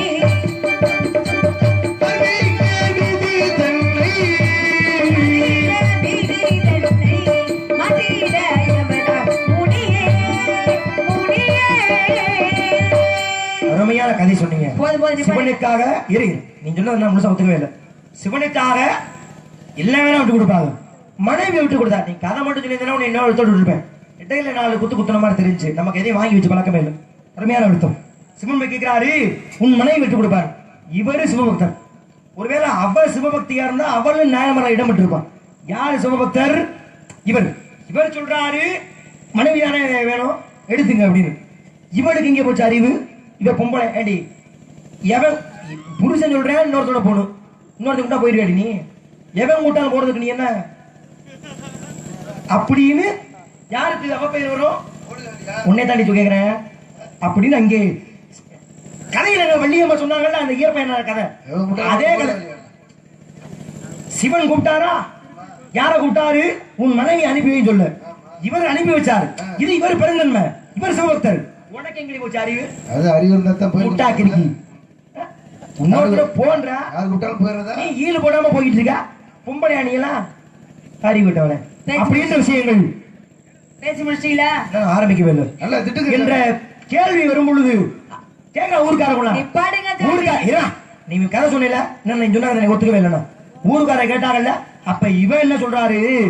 ஒரு கணவன் கொடுத்த ஆணை. ஏன்னா அந்த ஊருக்காரங்க கரு இந்திராமாவோட சிஜப்புள்ள தப்பு தப்பால பேசக்கூடாது. அப்ப என்ன காரணம் அப்படின்னா ஊருக்காரிட்ட பாப்பா அவர் சொல்றா என் கணவன் பண்றாருன்னா கண்டிப்பா ஒரு அர்த்தம் இருக்கும். ஏன்னா இவனாச்சும் பரவாயில்ல மனைவியை விட்டு கொடுத்தேன். யாரு? இயற்பயனால நீ சொல்ற. இதுல என்ன எனக்கு என்ன சொன்னீங்கன்னா எந்த ஊர்ல பிறந்தாருன்னு சொன்ன? காவேரி பட்டணத்தில் பூம்புகாரும் என்னும் ஊரில் பிறந்தவர். காவேரி பூம்பட்டினத்தில் பிறந்தார். யாரு பிறந்தா? இயற்பகை நாயனார். அவருக்கு ஏன் அந்த பேர் வந்துச்சுன்னா நீ என்ன சொன்ன? இயற்கைக்கு மாறாக வேலை செய்தார். ஏன்னா மனைவி யாரும் விட்டு கொடுக்க மாட்டாங்க. முடியாது. ஆனா மனைவியை விட்டு கொடுத்ததுனால இயற்கைக்கு பகையா நடந்ததுனாலதான் அவர் பேர் என்ன? இயற்பகை நாயனார். பிறந்தோடனே அப்பா அம்மா பேர் வைக்கலையா? வச்சிருக்காங்களே. என்ன பேர் வச்சாங்க? இயற்பகை. உண்மையாலுமே இயற்கைக்கு பகையா நடந்துட்டார். ஏன்னா மனைவி யாரும் விட்டு கொடுக்க மாட்டாங்க. மனைவி விட்டு கொடுத்தது இயற்கை பகை தானே. இப்ப நடந்தது. ஆமா, அதுக்கு மனைவி விட்டு கொடுத்ததுக்கு அப்புறம் தானே இயற்பகை நாயனார். அவர் பேர் என்ன? அப்பா அம்மா வச்ச பேரு பிரபவன் என்பது அப்பா அம்மா வச்சவர் பேரு. இதுல இன்னொரு விஷயம் என்னன்னா இவன் மனைவி விட்டு கொடுத்தான். ஆனா மனைவிகளை ஒருத்தர் விட்டு கொடுத்தான். யார் தெரியுமா? வல்லாள வேந்தன். மல்லம்மை செல்லம் என்ற 2 தன் மனைவிகளை விட்டு கொடுத்த பிரமேசத்தவர் யாருன்னா? அப்ப இவனுக்குலாம் அறிவு இல்லையா? யாருக்கு? இவனுக்குலாம் புள்ள பெக்க முடியலையே, புள்ள வர கிடைக்கலையே. சிவன் என்ன பண்றாரு? எனக்கு சிவனாகப்பட்டவர் வராரு இல்லையா? தன்னோட பெண்ணா எப்படியாவது பெண்களோட போகணும், பெண்களோட மோகம் கொள்ளணும், பெண்களோட இருக்கணும் அப்படின்னு சோதிக்கணும்னு நினைச்சு என்ன பண்றாரு? அவர் எல்லா பெண்கள் வீட்லயுமே கொண்டு போய், எல்லா தாசி வீட்லயுமே எல்லா முனிவர்களையும் கொண்டு போய் விட்டுறாரு. அப்ப எங்கேயுமே எந்த பெண்ணுமே கிடைக்கல. நேரா போறாரு. எங்க போறாரு? இப்ப சொன்னீங்களே வல்லாளவேந்தனுடைய அரண்மனைக்கு போறாரு. அப்ப வல்லாளவேந்தன் அரண்மனைக்கு போனோடனே அவர் வாங்க சுவாமி அமருங்கள், உங்களுக்கு என்ன வேணும்னு சொல்ல. இன்னைக்கு எனக்கு ஒரு பெண்ணு வேணும். அப்ப சேவையாளரை கூப்பிடுறாரு. எந்தெந்த வீட்டுல எந்தெந்த விலை மாதிரி இருந்தாலும் கூட்டிட்டு வாப்பா அப்படின்னு சொல்லி அமைச்சு விடுறாரு. ஒரு வீட்டுல கூடியும் பெண்ணே இல்ல. எல்லா வீட்லயும் ஆண் மகன் இருக்காது. யாரு? சிவனடியார் தான் விட்டுட்டு வந்துடுறாருலே. அப்படி வைக்கிறாரு. அப்படி இருக்கும் போது என்ன ஆகுது? அப்பதான் பார்த்தாரு. சரிப்பா நமக்கு பார்க்கும் போது எந்த பெண்ணுமே இல்லையே அப்படின்னு ரொம்ப மனசு வருத்தத்தோடு இருக்காரு. மனசு வருத்தத்தோட என்ன பண்றாரு, தன்னோட மனைவி முகத்தை தான் பார்த்தார். முகத்தை பார்த்தோடனே அறிஞ்சா அந்த பெண்ணு, சுவாமி நீங்க வேதனைப்படாதீங்க, நீங்க கவலையப்படாதீங்க, உங்களுக்காக நான் போறேன் அவர்கிட்ட, நான் போய் அவரோட இன்பத்தை அனுபவிக்கிறேன் அப்படின்னு சொல்லி அறைக்குள்ளதான் கூட்டிட்டு போறார். போய் பார்த்தா சிவனாடியாராகப்பட்டவர் போறாரு. திருப்பி ஒரு கதையில் சின்ன திருத்தம். மனைவி போனாலா மனைவிகள் போனாங்களா? மனைவிகள். இப்ப நீங்க ஒரு பொண்ணை மட்டும் சொல்றீங்க, 2 பேர்ல கண்டிப்பா. யார் அந்த 2 பேரு? வள்ளமாதேவி செல்லமாதேவி, 2 பெண்கள் உள்ள போயிட்டாங்க. உள்ள போன கூடுனாரா? கூடலையில கூட என்ன குழந்தையா மாறிடுச்சு. அந்த குழந்தையா மாறி குழந்தைய கொண்டு சுவாமி கணவரை கூப்பிடுறாரு. சுவாமி இப்படி பாருங்கள், வந்தவர் குழந்தையா மாறிட்டாருன்னு. அப்பதான் காட்சி கொடுக்கிறார் சிவனாகப்பட்டவர். நீ குழந்தை இல்லையே வரத்துல இருக்க, உனக்கு கொள்ளிமிக்கு குழந்தை வேணும்னா நான் வந்திருக்க குழந்தையாக அப்படின்னு சொல்லி அழைக்கிறாரு. அப்ப இறந்ததுக்கு அப்புறம் இறைவனே வந்து மனிதனுக்கு கொள்ளி வைத்ததுன்னா அதுதான் நீங்க சொன்ன யாரு? வல்லாளவேந்தன். வல்லாள தேசத்தை ஆண்டதுனாலதான் அவன் பேர் வல்லாளவேந்தன். அவனுக்கும் இன்னொரு தனிப்பட்ட பேர் தெரியுமா? உத்தமன் என்று சொல்லக்கூடிய அவனுடைய உண்மையான பெயர். விவரமா பேசுறீங்களே, இப்ப நீங்க கேட்ட கேள்வி நான் பதில சொல்லிட்டேன். இப்ப உண்மையாலுமே ஒரு சின்ன விஷயம் கேட்கணும். இப்ப தான் என்ற அகந்தை யாருக்கு இருக்கணும்? அப்படியா? தான் என்ற அகந்தை யாருக்கு இருக்கும்? ஒரு மனிதனுக்கு தான் நான் தான் அந்த இடத்துல பெரிய ஆள் அப்படின்ற அகந்தை கண்டிப்பா ஒரு விவரமான ஒருத்தன் தான் இருக்கணும். எவனுக்கு தான் என்ற அகந்தை வீண் பேச்சு, வெட்டி பேச்சு. எவன் ஒருவனுக்கு மனிதனுக்கு நான் தான் பெரிய ஆளு, நான் தான் படிச்சவன், நான் தான் பணக்காரன், நான் தான் அழகு அப்படி எவன் ஒருவன் நினைக்கிறானா அவனுக்கு அன்னைக்கு அழிவு உண்டு அப்படின்னு எடுத்துக்காட்டு. இப்ப நீங்க சொன்னீங்க, எத்தனையோ முனிவர்களை சொன்னீங்க, எத்தனையோ வேந்தர்களை சொன்னீங்க, எத்தனை நாயன்மார்கள் சொன்னீங்க. ஒருத்தர்ல ஒரு முனிவருக்கு கால் இல்ல கண்ணு இருந்துச்சுப்பா. எந்த முனிவர்? நான் ஒரு கேள்வியா? அதெல்லாம் தெரிஞ்சது வேற நல்ல கேள்விகள். தெரிஞ்சதுன்னா சொல்லுங்க. எல்லாம் தெரியுமா? வேற கேள்வி தெரியும்னா ஊருக்கு தெரியணுமா, மக்களுக்கு தெரியணும்ல. சிவனுக்கு எங்கேயாச்சும் உருவ வழிபாடு உண்டா? ஏங்க உருவ வழிபாடு இல்லாம போட்டு சாபத்தை கொடுத்தவர் அந்த முனிவர் தான். யாரு? பிரம்மனுக்கு கோயில் இல்லாம போட்டு சாபத்தை கொடுத்தவர் பிரிங்க முனிவர் கிடையாது. அவருக்கு கால்ல கிட்ட அவருக்கு இல்ல இல்லையா? நான் இருக்கிறேன். பிரிங்க முனிவர் கிட்ட காலிலே கண்ணு. நான் சொன்னது அந்த முனிவர் இல்ல. பிரிங்க முனிவர் வந்து சாபத்தை கொடுத்தாரு. சிவனுக்கு வந்து சாபத்தை கொடுத்தாரு. உனக்கு உருவ வடிவாலே வரக்கூடாது, லிங்க வடிவால தான் இருக்கணும். பிரம்மனுக்கு சாபம் கொடுத்தாரு, உனக்கு உருவ வடிவாலே இருக்க கூடாது, கோயில் இல்லாம போடு. அதே விஷ்ணுவே நெஞ்சிலே எட்டி உதைச்சாரு. அதனாலதான் அவருக்கு மட்டுமே உருவ வடிவாறு கிடைச்சதா. அந்த தான் என்ற அகந்தை என்ற கண்ணை பறிச்சாரு. யாரு? அங்க மகாவிஷ்ணு. பிரிங்க முனிவர் கிட்டமா இருங்க. பிரிங்க முனிவருக்கு இல்ல. சிவபெருமானுக்கு எத்தனை கண்கள் இருக்கு? அவருக்கு 2 கண்ணு தான். 2 கண்ணு தான் இருக்கா? உண்மையாலுமே வா? உண்மையில சிவனுக்கு எத்தனை கண்கள் இருக்கு? 2 கண்ணு தான். நெற்றிக்கண் ஒண்ணு இருக்கா? அது ஓசி வாங்குனது. எப்படி இருக்கா? யார்கிட்ட இருந்துச்சு முதல்ல? முனிவர்கிட்ட இருந்துச்சு. நெற்றி சிவன் நெற்றிக்கண் யார்கிட்ட வந்துச்சு? நான் கேட்ட கேள்வி நீ பதில் சொல்லு. நீங்க பதில் சொல்லுங்க. ஒரு முனிவருக்கு பிரிங்க முனிவர் கிடையாது. சிவனுக்கு 3 கண்ணு இருக்குன்னா அடிப்படை கதை நீ படிச்சிருக்கீங்களா? சிவனுக்கு பிறக்கும்போது 3 கண்ணு இருந்துச்சா? இல்ல. வேற யார்கிட்ட வாங்கினாரு? சக்தி கிட்ட வரதட்சணையா வாங்கினதானே வச்சுக்கணு. அது வேற. சிவனுக்கு சொல்ற? நான் அதை கேட்கல. பிரிங்க முனிவரே கிடையாது. இன்னொரு முனிவருக்கு கால் பாதத்துக்குள்ள ஒரு கண்ணு இருந்துச்சு. அந்த கண்ணு எங்க இருந்துச்சு? யாருகிட்ட இருந்தது? அந்த கண்ணு எங்க போச்சு? அந்த முனிவர் யாரு? இத சொல்லுல ஜெய மாதவா, உனக்கு ஒத்தொரு பைசா கொடுக்க மாட்டேன். அப்படியே இப்படியே வண்டி எடுத்து பைக் எடுத்து ஊருக்கு ஓடி இரு. நாடா இருக்கிறது கல்வி வாச சொன்னா அதுவே கொடுப்பாங்க. இல்ல எங்க அண்ணன் ரமேஷ், நீ என்னமோ உங்க ஐயா அறுத்துட்டு சம்பளம் கொடுக்க மாதிரி நீ வேற வருத்தப்படுற. அப்படி அப்புறம் நீங்க கூட சொன்னீங்க 3500 ரூபாய் சம்பளம் அப்படின்னு. அப்ப நாங்க சொல்ல மாட்டோமா? சொல்லுவாங்க. என்னன்னா பிரிவு முனிவருக்கு காலில் கண்டு வந்துச்சு. அது சாதாரண கண்ணு நெத்தி கண்ணில் மோதல் வந்தீங்களா? அந்த மாதிரி கண்ணு பிரிவு இருக்கு. அவர் 8 சாபம் சிவனுக்கு உருவ வழிபாடு இல்லாம போட்டோம். ஆனா 2 ஊர்ல சிவனுக்கு உருவ வழிபாடு உண்டு. நடராஜர் கோயிலையும் விழுப்புரம் பக்கத்துல சுருட்டப்பள்ளியில என்ன சிவனுக்கு உருவ வழிபாடு. பிரம்மனுக்கு கோயில் நீ படிச்சிருக்கீங்களா? பிரம்மனுக்கு கோயில் இல்லைன்னு சாபம் கொடுத்தாருல. விதி விலக்கு இருக்கும்ல. பிரம்மனுக்கு கோயில் இல்லைன்றது சாபம். ஆனா அதையும் தவிர்த்து பிரம்மனுக்கு ஒரு ஊர்ல தனிப்பட்ட கோயில் ஒண்ணு இருக்குல்ல. படிச்சிருக்கீங்களா? சாப்பிடாத பாருங்க. காலில் கண்ணு வந்துச்சுன்னா எப்படி நீங்க கேட்கணும்? சிவனுக்கு நெச்சிக்கண். இப்ப இந்த கண்ணை திறந்தா வெளிச்சம் பார்வை பார்க்க முடியும். அவர் கண்ணில் பார்வையா பார்த்தார். அவரு தீப்பொறியை பறக்க விட்டார். அதனாலதான் சொன்னேன் 3 கண்ணு அது பிறகு தான். நெச்சிக்கண் சிவனுக்கு ஒரு நெச்சிக்கண் மாதிரியே காலில நெச்சிக்கண் இருந்தது ஒருத்தருக்கு. நான் ஆடவர்கள் 12 பேர். 12 பேருமே பெருமாளுக்காக வந்தவர்கள். ஆனா மட்டும் சிவனுக்காக வாழ்ந்தவர் தான். ஏன்னா வல்லவதேவன் போட்டி வச்சுட்டான், பொற்கொழியை கட்டி தொங்க விட்டுட்டான். எந்த மதம் சிறந்த மதம் யார் நிரூபிக்கிறீங்களோ பொற்கொழியை அருந்து விழ விட்டோம்னு எல்லாரும் பாட்டு பாடினாங்க. யாரு பாட்ட பாட்டுக்கும் பொற்கொழி அருந்து விழுதுல. ஒருத்தர் பாடினார பாட்டு பொற்கொழி அருந்து விழுது, மனசு மாறிட்டார். இனிமே என் மதம் சிவ மதம் கிடையாது, வைணவ மதம், மகாபிஷேகம் தெய்வம் முடிவாயிட்டாரு. பட்டையை அடிச்சு போட்டு நாமத்தை போட்டு வைணவனை மாறிட்டார். வான்வெளியில் பறந்து போயிட்டு இருக்காரு. சிவன் எதுக்கு வர்றாரு? வந்தவர் அவர் மதிக்கல, தனியா பிரிஞ்சு போறாரு. சிவனை எகத்தாலும் தும்புரா சொல்லலமா, நீ ஏமா ரோசம் போத்துட்டு வருது உனக்கு கதையில. சிவனை பார்த்து பார்த்தா சிவன் கேட்கிறாரு, என்ன வந்திருக்கிறது யாருன்னு தெரிஞ்சுமா மண்டகணம் பண்ற அப்படின்னு. ஆமா தெரியுது, அதுக்கு என்னப்ப ஏதா அப்படி ஒரு போட்டி இப்படிதான் நடந்திருக்காங்க உண்மையில. அப்ப என்னாச்சு, ஒரு கோவம் வந்துருச்சு. ஏன்னா இதுக்கு முன்னாடி என்னை பாக்குறதுக்கு தவம் கடந்த, இன்னைக்கு என்னை பார்த்த உடனே உனக்கு மண்டகணம் இது வந்துருச்சு அப்படின்ற ஒரு விஷயம். சிவன் பார்த்துட்டா புங்கு தலைஞ்சிடாது, அப்படி இருக்கும் போங்க. உனக்கு கதையே தெரியாதா? முதல்ல கதைக்கு வாங்க. திருமணி ஆழ்வா சிவனை பத்தி கேட்டாரா கேட்கலையா? சாட இங்கிட்டு பேசக்கூடாது. நீ பார்க்கும் போது மட்டும் இருக்குது. ஏமா காமெடி பட்டு. அப்ப என்ன காரணம்னா, திருமணி சேரனை பாக்குறாரு, உழவு திமுறா உனக்கு அப்படின்னு சிவனுக்கு கோவம் வந்துருச்சு. என்னடா அவன் நம்மள மதிக்காம இருக்கான்னு சொல்லி நெச்சிக்கன் திறக்க, தீப்பொறி பறக்க, எரிக்க வருது தீப்பொறிகள்.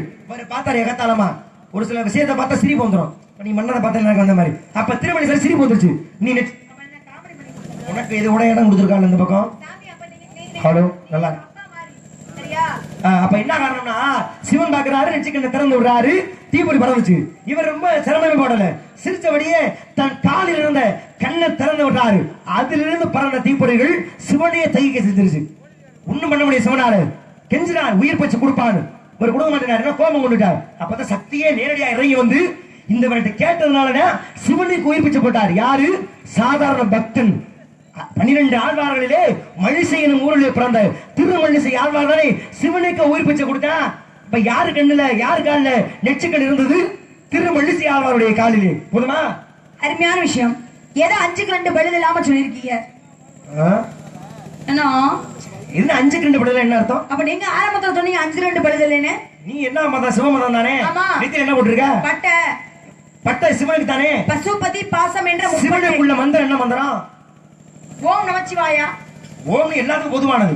மந்திரம் என்ன மந்திரம்? நமச்சிவாயன்னு சொல்வாங்க. நமச்சிவாயனா 6 எழுத்துல வருது. சரி. நம சிவாய 5 எழுத்து. இதுல 5 எழுத்து சொன்ன அவசியம் இருக்கா? சிவா சிவ சிவா சிவா 2 எழுத்து சொன்னா போதும். அப்ப எத்தனை பழுது இல்லாம இருக்கு? 5க்கு 2 பழுது இல்ல. இது நான் சொன்ன வழக்கம். நீ என்ன வழக்கம் சொல்ற? நான் சொல்றேன்னா அதுக்கு ஒரு நடைமுறையான விஷயம் இருக்கு. எப்படி? ஒரு கோமாதா என்ற தெய்வம் இருக்கு. இந்த கோமாதா என்ற தெய்வத்துல பால் கறக்கும் இல்லையா? இந்த பாலை நல்லா சுண்ட காய்ச்சி என்ன வச்சு ஒரே போட்டு என்ன ஆகும்? தயிர் ஆயிரும். தயிரை மத்த போட்டு கடைஞ்சா மோர் ஆகும். மோர் என்ற பதமாகப்பட்டதை எடுத்தா மோர்ல இருந்து எடுக்கும் பதம். பதம் என்றது என்ன? வெண்ணெய். உருக்குனா வெண்ணெய் இருக்க பதத்தை உருக்கும் பொழுது நெய்யாக மாறும். நெய்யாயிரும். அப்ப பாலும் கெட்டு போயிரும், மோரும் கெட்டு போயிரும், தயிரும் கெட்டு போயிரும். கொஞ்ச நாளைக்கு கெடாம இருப்பது வெண்ணையும் நெய்யாகப்பட்டது. அது 5க்கு 2 பழுது இல்ல அப்படின்னு நீங்களும் விளக்கம் சொல்றீங்க. உண்மை. அறிவு நல்ல கிளையா புரியுது. உங்களுக்கு கிளையா புரியுது. பேதை பெருமை மங்கை மடந்தை அறிவை தெளிவை பேரும் சொல்லி 7 வகை பருவம். இப்ப அணிஞ்சிருக்கிறது மங்கை பருவம். உங்களுக்கு எத்தனை பருவம்? அது ஆண்களுக்கு 7 இருக்குங்க. என்ன இருக்கு? பாலன், மீளி, மருளோன், திருவாளன், காலை, விடலை, முதுமகன். இப்ப எனக்கு 7 வகை இருக்கு. பேதை பெருமை மங்கை மடந்தை அறிவை தெளிவை பேரும் சொல்லி 7 வகை பருவம். நான் அடைஞ்ச பருவம் மங்கை பருவம். நீங்க 7 பருவம் சொல்லுங்க. ஆனா நீங்க என்ன பருவம் அடைஞ்சிருக்கீங்க? முதுமகன் கடைசி. உங்களுக்கு பருவமே இல்ல. முதுமகன்னா சாகர வரைக்கும் முதுமகன் தான். அப்ப எதுவுமே இல்ல. சரி, இங்க அடைஞ்சிருக்க மங்கை பருவம். எத்தனை? இது மங்கை பருவத்துக்கு 7 பருவம் சொல்றேன். 7வது பருவம் என்ன? பேர் இளம்பெண். இப்ப இளமை முடிஞ்சா என்ன வரும்? அப்ப அதுக்கு ஒரு 7 பருவம் இருக்குல்ல. கண்டிப்பா. அது என்ன? ஏன்னா ஒவ்வொரு விஷயத்துக்கும் ஒவ்வொரு பெருமை இருக்கு. சரி, இப்ப நீ மங்கை பருவம் நீ அடைஞ்சிருக்கீங்க. இந்த பருவத்துல உனக்கு ஏத்த ஒரு புருஷன் நான் தான் பார்த்து வந்திருக்கேன். உங்களுக்கு அறிவு இருக்கா இல்லையா? பார்த்து வந்திருக்கேன். அப்படி சொல்லுங்க. நான் தான் புருஷன் அப்படின்னு தவணை முறையா சொல்லிட்டு இருக்கீங்க. தெய்வீக புருஷன், சுந்தர புருஷன். கைய அந்த பக்கம் நீட்டாதீங்க. இந்த புருஷன் உனக்கு ஏத்த புருஷன். யாரு? மாப்பிள்ளையின் பெருமையை சொல்றேன். நல்ல அழகா சொல்லுங்க, அற்புதமா சொல்லுங்க. புடிச்சா கட்டிக்க, பிடிக்கல நீ கட்டி. எங்க அப்பா அம்மா இருக்காங்க, எங்க அண்ணனுங்க 7 பேர் இருக்காங்க. இந்த சும்மா வெட்டி பையங்க சும்மா உட்கார்ந்துருக்காங்க. யார சும்மா உட்கார்ந்துருக்கான்ற? குடுத்தான நீ தாங்கவியா? அவங்க குடுக்கணும்னு வாங்கணும் தான் இருக்கு. இது தர்க்கத்துக்கான நேரம். இதுல போய் அவங்க இசை சங்கீதத்துல மிருதம் வாசிக்கிறதா நல்லா இருக்கும். எங்க அண்ணனுங்க எப்ப வாசிக்கணுமோ அப்ப வாசிப்பாங்க. எங்க அண்ணனை சொல்லுங்க. படிவேலனக்கா ஏன் மாமன் சொல்றேன்? படிவேலனக்கா வழிக்கின்ற கல்யாணம் பானகமோ வையகமோ முருகனோ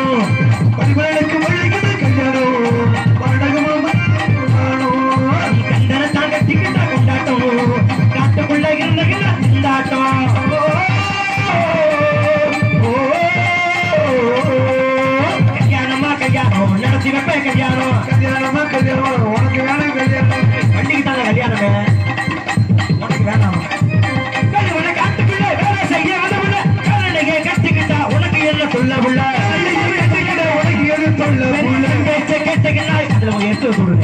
என் பேச்ச கேட்டீங்கன்னா எல்லோருக்கும் நல்ல புள்ள. என் பேச்ச கேட்டீங்கன்னா எல்லோருக்கும் நல்ல புள்ள. அது கேட்கவே கேட்காத. என் பேச்ச கேளு. என் பேச்ச கேட்டீங்கன்னா கேட்க மாட்டியா? மக்களோட வந்து சேரு வள்ளி புள்ள. வந்து சேரு மக்கு புள்ள. நினைக்க வள்ளிக்கு